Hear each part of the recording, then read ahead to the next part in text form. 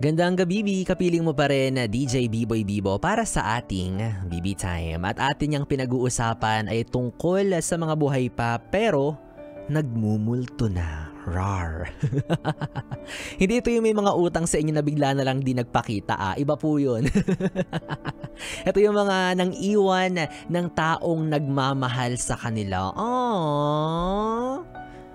Diba? Ikaw nga may nagmamahal na sa'yo, binaliwala mo pa. Sa akin nga walang ganun eh. Walang nagmamahal eh. Wow. Sad boy bigla.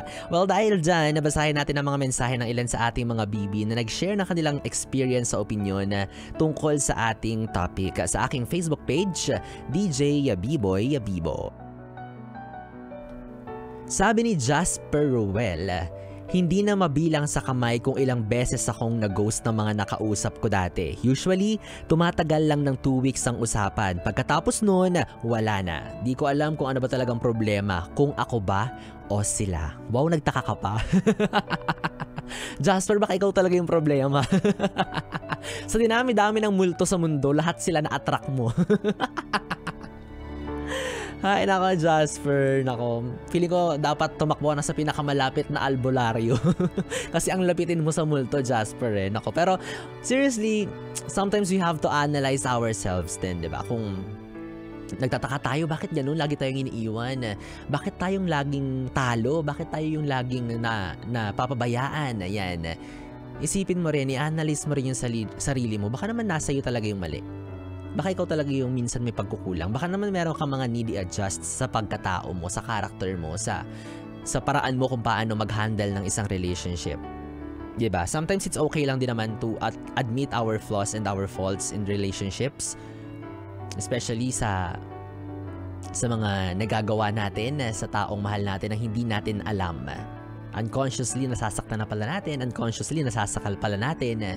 Diba? So sabi naman ni Alvin Suarez, dapat sa mga nanggo-ghost hindi na mabigyan ng chance magka-jowa ulit kasi hindi sila marunong mag-handle. Kawawa yung mga biglang iniiwan. Wala naman magagawa kundi tanggapin na lang. Correct! Diba? Petition to expose lahat ng ghoster nang maiwasan at hindi jowain. Highs, sabi naman ni Monica Panes, mang-iwan ng naaayon sa kagandahan. Hindi yung pag-ayaw mo na, bigla ka na lang mawawala. Have some respect to the person naman na balak mong iwan. May feelings din yan. Okay, bakit parang sa kanya naman galit, Monica? Bakit parang ako yung inaaway mo? Hindi ako yung ghoster sa usapang to, Monica. Pero truly yan Monica, tama yung sinabi mo. Communication is the key. Kapag ayaw mo na sa isang tao, sabihin mo. Kapag hindi mo na siya gusto, liwanagin mo sa kanya. You have to be open to that person because she or he is your partner. Hindi yan one-sided eh. Tandaan mo na hindi naman porket nawala na yung pagmamahal mo sa tao, ganun din siya sa'yo. It's two-way. Maaaring hindi mo na siya gusto, pero baka naman kasi gusto ka pa rin niya. So kawawa naman kung bigla mo na lang iiwan. Diba? Tsaka bakit ba ang hirap sa inyo na magsabi kapag ayaw nyo na? Ano bang problema kapag ganun? Duwag ba kayo? Natatakot ba kayo na baka hindi kayo pigilan? Diba samantalang nung nanglalandi kayo, nanunuyo, nanliligaw, aba, panay-panay ang update. Sobra-sobra ang pagpapahayag ng damdamin, intense ang pagsisiwalat ng pag-ibig na nararamdaman. Tapos nung nagsawa na, yun lang, nga. Bigla na lang nang iwan. Wala man lang extra exit agad. Buti pa nga yung patay kapag ililibing na may eulogy bago tuluyang mamaalam Samantalang ikaw na buhay pang siraulo ka. Galit na galit yarn. Diba? Samantalang ikaw na nakakapagsalita pa, may paraan pa para makapagsabi sa partner mo na ayaw mo na, wala ka man lang ginawa. Bigla ka na lang nawala. Rar. Hays, nakakainis talaga, no? Nakakainis isipin pero totoo po, nag-i-exist po talaga yung mga ganyang klaseng tao. Yung mga taong pakikiligin ka tapos kung kailan in love ka na, giyang na giyang ka na, bigla naman siyang mawawala. 'Di ba? Parang modus. Aaliwin ka, gigiyangin, hahayukin. 'Di ba? Tapos kapag nakuha na lahat sa'yo, wow, magic. Asa na siya? Diba? Biglang mawawala. Yun pala, speaking of magic, hindi lang ghoster yung pwedeng itawag sa inyo. Pwede rin kayong tawaging magician. Ang dami niyong professionalities. Professionalities. Ang dami niyong profession. Professionalities. Tawang-tawa ako sa professionalities. 'Di ba? Pwede kayong tawaging mga magician. Yan. Ang galing-galing yan. Magsasample yan, magpapasiklab yan, magpapasikat yan. Isang kurap, tignan mo, wala na yan. 'Di ba? Kainis.